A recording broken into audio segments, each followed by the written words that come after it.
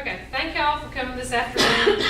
For our department meeting this month, Ms. Beasley asked me if I could go over some information for SAC, since that's one thing that Mr. Ray wanted us to cover in our PLCs before the fall gets here, because October will be here before we know it. And what I did was I went to the Advanced Ed website and got some information from them that we're just gonna go over.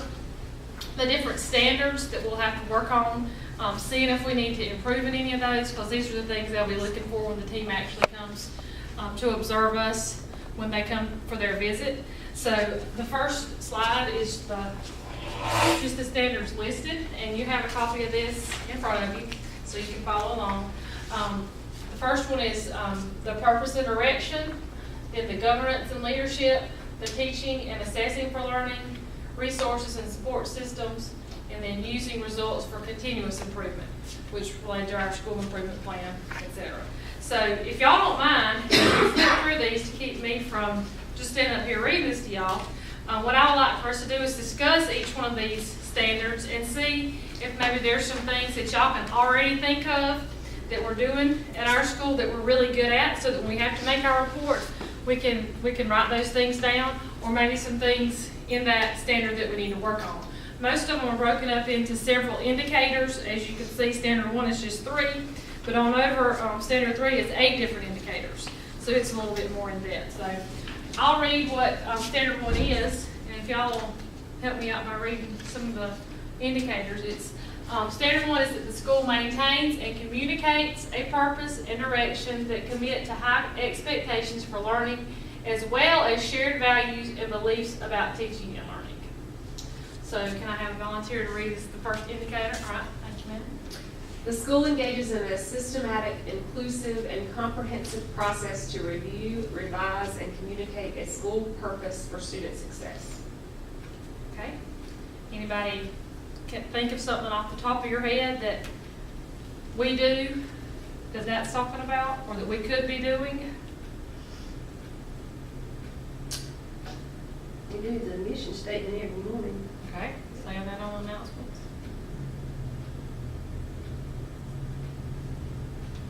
We revise and review the mission statement and the school's goals for, during leadership meetings. So those would be things that if any of y'all end up being on team 1, or the team for standard 1, don't forget those things. All right, the second indicator, Ms. Bucket, will you read it? The school leadership and staff commit to a culture that is based on shared values and beliefs about teaching and learning, and supports challenging, equitable educational programs and learning experiences for all students that include achievement of learning, thinking, and life skills. That's a long A lot of colors. one. School leadership and staff commits to a culture that's based on shared values. Anything jump out at y'all about this one? If not, that's fine. That's something we can think about and go back to. I think that the wording of all this is in our vision and mission statement, that we revise every, like she said, the leadership team meetings, and then we make sure we communicate that back to one another and our students every morning with the announcements. So I think it just kind of includes all of them. And then the third one, that the school's leadership implements a continuous improvement process that provides clear direction for improving conditions that support student learning. And I think we're constantly doing that. Y'all might think of some specific examples of ways that we do that. But He has meetings with parents. He has meetings with us. Well, each year we have to work on that school improvement plan based on the data from the previous year. That's right. That's what I do with most things. Okay. The first standard is actually one of the shortest ones, but I think all of them are just as important as the other ones. Anybody got anything else on that one? Okay, let's look at the second. All these indicators are fairly short, so I'll put them all on one slide. The school operates under governance and leadership that promote and support student performance and school effectiveness. Mr. Lewis, will you read us that first indicator? The governing body establishes policies and supports practices that ensure effective administration of the school. We have a handbook. Okay. in that we have a handbook for students and one for teachers that tells us all the policies and procedures for each one of us to follow. Now, is this referencing the board, though, to ensure effective The administration? governing body, yeah, I guess the governing body would be the board ensuring that we had effective administration in the form of principals, that would be right, which they have done, and at all schools they do. Okay, so when we're talking about the governing body in all these, then I guess that means the board. The governing body operates responsibly and functions effectively. How do we see that happen? Monthly meetings? And having monthly meetings, that's right. And then they publish the things that went on at that meeting so that we can all know about it if we couldn't be there. The governing body ensures that the school leadership has the autonomy to meet goals for achievement and instruction and to manage day-to-day operations effectively. I think they do that. All right, 2.4, somebody want to read that one?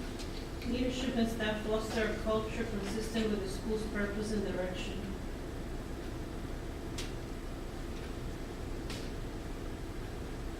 That's like saying that we're all on the same page, we all follow I think procedures. so. Yeah, and the policies that are in the handbook are directly related to the vision and mission statement and all. Right. And he'll get them, not just us, you know, he'll come over the intercom and say, y'all need to go to class. Everybody else, you know. All right, what about 2.5? Leadership engages stakeholders effectively in support of the school's purpose and direction. Who are our stakeholders? Community members, parents. Members, parents, anybody that has an interest in our school. So we have parent involvement. Like the nights we've started having, the academic nights, Mhm. CTA nights. the And coffee with the principal. Mhm. or something. The principal, that was an example. School council. School council, where we bring in other people to, make sure they feel like they're involved in getting a say-so in things. All right, and the sixth indicator here is leadership and staff supervision and evaluation processes result in improved professional practice and student success. How do we see those things? Walkthroughs. Okay. Coming from the board and local. Right. So I think we got a good, jump start on things. I think we're good with this. All right, number 3, standard is a long one. There's a couple of different slides about it. Actually, 3 different slides. Teaching and assessing for learning, because that's what we do. That's why there's so many parts to it. The school's curriculum, instructional design, and assessment practices guide and ensure teacher effectiveness and student learning. So Ms. Williams, will you read the first one for us, Kim? The school's curriculum provides equitable and challenging learning experiences that ensure all students have sufficient opportunities to develop learning, thinking, and life skills that lead to success at the next level. College and career readiness. That's right. College and career readiness. What else can you think of? We ensure that all students have sufficient opportunities to do these things. They don't discriminate. You know, they don't say you're a boy, you can't go on weight, I mean, a girl, you can't go on weightlifting. That's right. They go in there, and if it's a girl that wants to take ag, they can take ag. Right. Boys that want to come cook, they come cook. That's right. Okay. What about 3.2? Ms. Beasley, you want to read it? Curriculum, instruction, and assessment are monitored and adjusted systematically in response to data from multiple assessments of student learning and an examination of professional practice. Do we do that? He checks lesson plans. Okay. Well, and, you know, we use benchmark testing, we use all of our standardized testing and all the data that are from it. Now we're on, what's that data system? Yell. In our school? Yeah, LRS. LD. Yeah, LDS. Yeah. Longitudinal data, Yeah, something. that he's always reminding us to use. Right. Right. And the different kinds of assessments too, I think, are important instead of just focusing on one kind. Because some don't do as good on standardized as they do other ways. Right, and I think teachers also pay attention to test scores and Right. a certain type of test is not working, they change their. Change. All right, 3.3. Come on, read that for us. Teachers engage students in their learning through instructional strategies that ensure achievement of learning expectations. Okay. Do we do that as teachers? Differentiated. That's right, differentiated learning, okay? Because they don't all learn the same way. Neither do us, neither do we. All right, let's go on.